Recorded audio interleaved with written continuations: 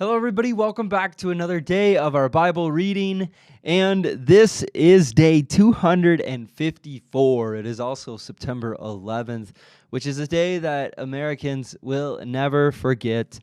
In a time where we can always remember the heroes and all of the people who died what is now about 20 years ago. So we are going to pick up our reading in Isaiah chapter 8 today. So the coming Assyrian invasion. It says, Then the Lord said to me, Make a large signboard and clearly write this name on it, Maher-shalal-hash-baz. I asked Uriah the priest and Zechariah son of Jeberechiah, both known as honest men, to witness my doing this. Then I slept with my wife, and she became pregnant and gave birth to a son. And the Lord said, Call him Maher-shalal-hash-baz. And before this child is old enough to say Papa or Mama, the king of Assyria will carry away both the abundance of Damascus and the riches of Samaria. And then the Lord spoke to me again and said, My care for the people of Judah is like the gently flowing waters of Shiloah. But they have rejected it. They are rejoicing over what will happen to King Rezin and King Pekah. Therefore the Lord will overwhelm them with a mighty flood from the Euphrates River, the king of Assyria and all his glory. This flood will overflow all its channels and sweep into Judah until it's chin deep. It will spread its wings, submerging your land from one end to the other, O Emmanuel. Huddle together, you nations, and be terrified. Listen, all you distant lands, and prepare for battle, but you will be crushed. Yes, prepare for battle, but you will be crushed. Call your councils of war, but they will be worthless. Develop your strategies, but they will not succeed, for God is with us. A call to trust the Lord.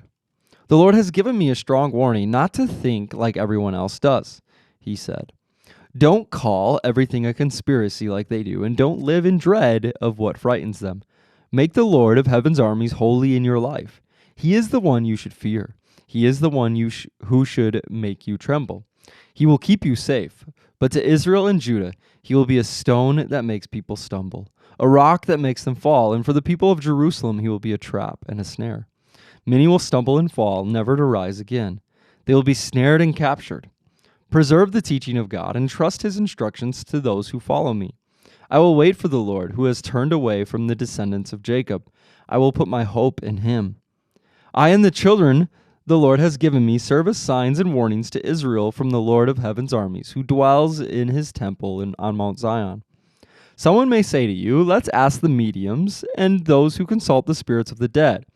With their whisperings and mutterings, they will tell us what to do. But shouldn't people ask God for guidance? Should the living seek guidance from the dead? Look to God's instructions and teachings. People who contradict his word are completely in the dark.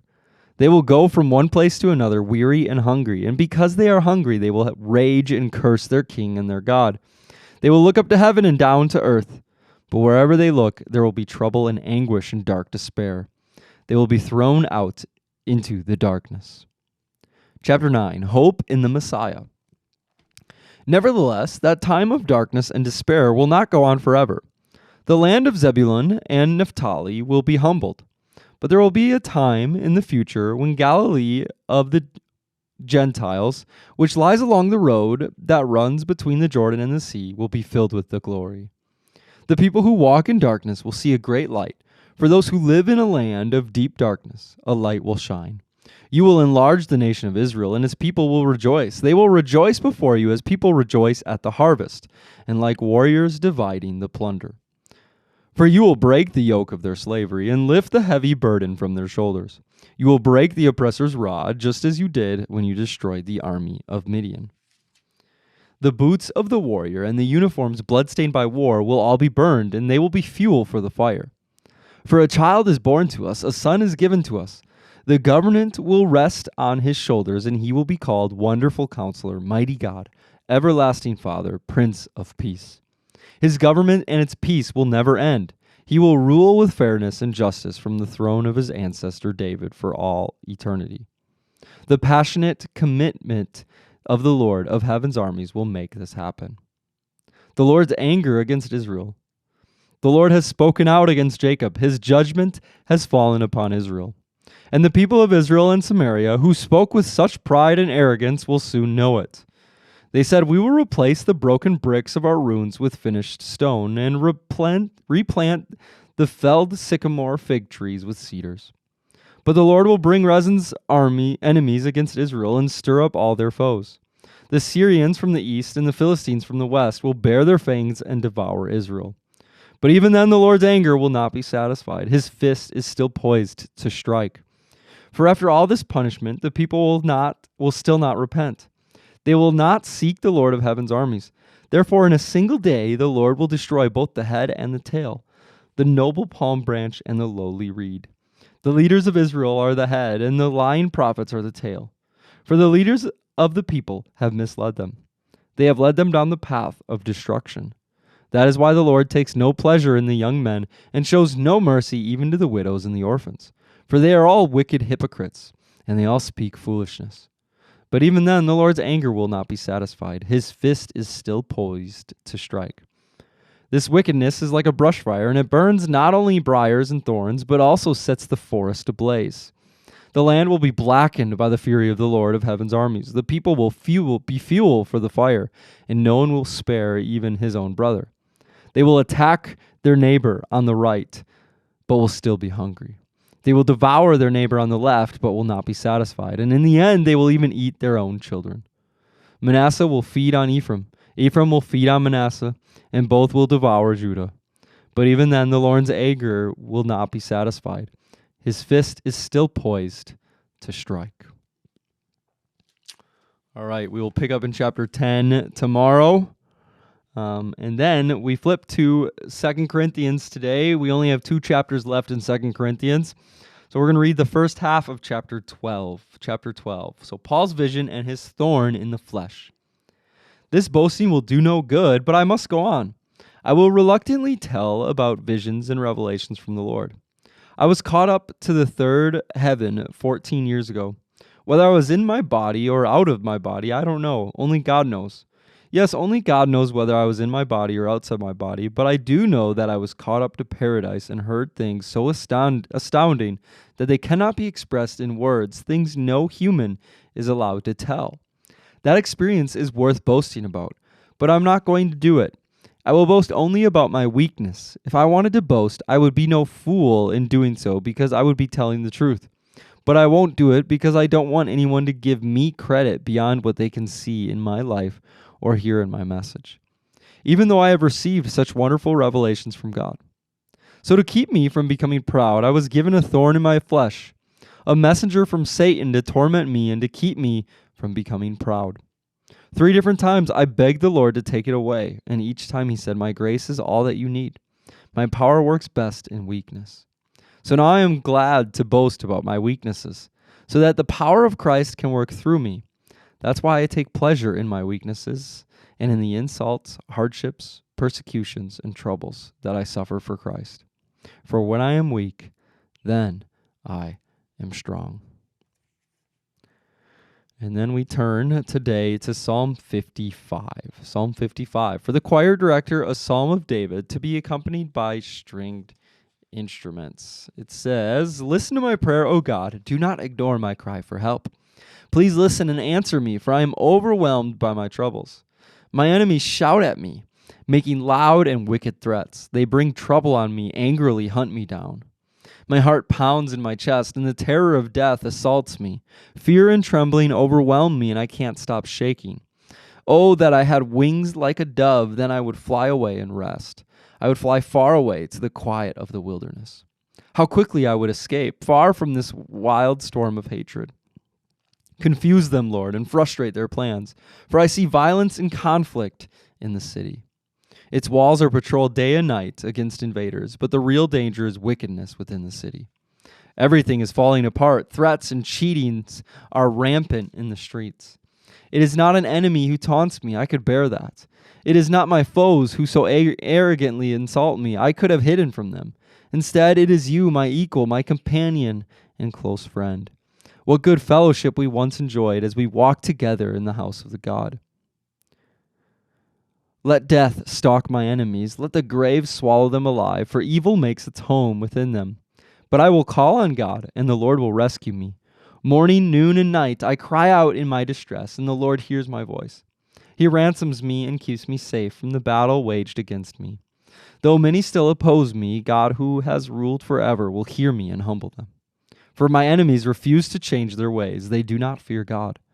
As for my companion, he betrayed his friends and he broke his promises. His words are as smooth as butter, but in his heart is war. His words are as soothing as lotion, but underneath are daggers. Give your burdens to the Lord, and he will take care of you. He will not permit the godly to slip and fall. But you, O God, will send the wicked down to the pit of destruction. Murderers and liars will die young, but I am trusting you to save me.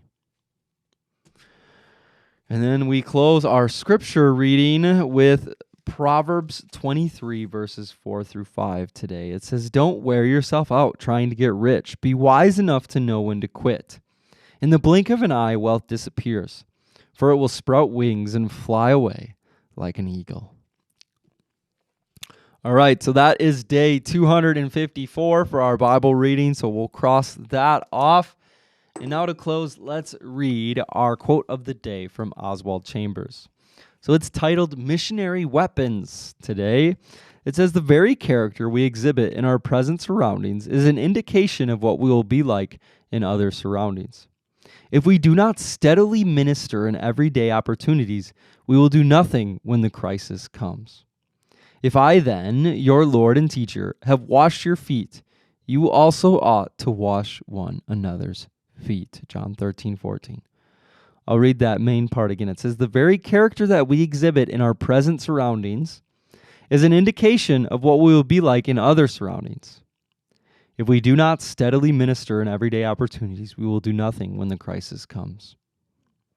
You know, this is a good quote because a lot of times in our lives and in our walks with the Lord, we wait for an opportunity.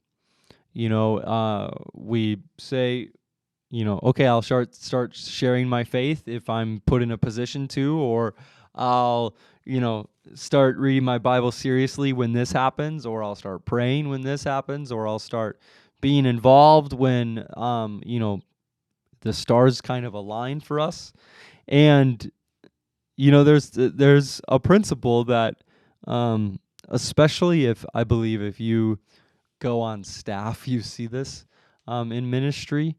And full time, paid ministry, you see this really blatantly. You think that that's going to just lead to growth and lead to this wonderful relationship with the Lord, but the truth is that there's going to be no difference in your relationship with the Lord from when maybe you weren't on staff and when you are. Because it's all about the intention and the importance that you put on it. And just because you have an opportunity in your life, just because you have an opening or something where you get to walk into it, that does not change the intention of your heart. It might change what it looks like on the outside, and it might change the opportunity. But if we don't exhibit a character that longs for the Lord in the simple things, in the simple life, before the opportunity, maybe on the outside with the opportunity, our lives will look more like we have this raised importance of the Lord in our life, but behind the scenes, behind the closed doors, in the trueness of it, we're going to be no different. We're going to be no different unless we change what our heart is committed to. So I believe that's what Oswald Chambers is saying. So the character that we exhibit in our present surroundings, so where you are right now, the character that you have with your relationship with God is an indication of what it will be like in other surroundings. So if you're not sharing your faith right now, nothing's going to change that other than you making a commitment. It's not your situation. If you're not trusting God right now, His provision is not going to change that unless you change your heart. If we can't do it right now,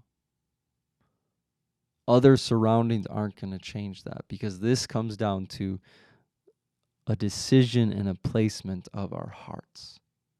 Not our situations, but of our hearts. All right, let's pray. Lord, we thank you that you love us and that you're here for us. So, Father, we just pray that right now, Father, we can see clearly of where we are at with you. Lord, that we can make a commitment to be close to you and to long to be with you, Lord. Lord, and that we'll have a thirst and a hunger for your word and for your heart and for your love and joy and peace, Lord, regardless of our surroundings. Lord and Father, we pray that we can do it in the simple times, so that when you call us, maybe you call us into persecution or trials or hardships, or Lord, you give us opportunities to go and to speak in front of people or wherever it is, Lord, so that when you call us into a new surrounding and a new opportunity, Lord, we will be ready. And we won't be ready in a shallow perspective, Lord, but we will have deep roots that are rooted in your love and in who you are. So, Lord, we thank you for that, and we pray this all in Jesus' name. Amen. All right, everybody, that's it for today. I hope you have a wonderful rest of your day, and we will see you again tomorrow for one more day of our reading. Bye, guys.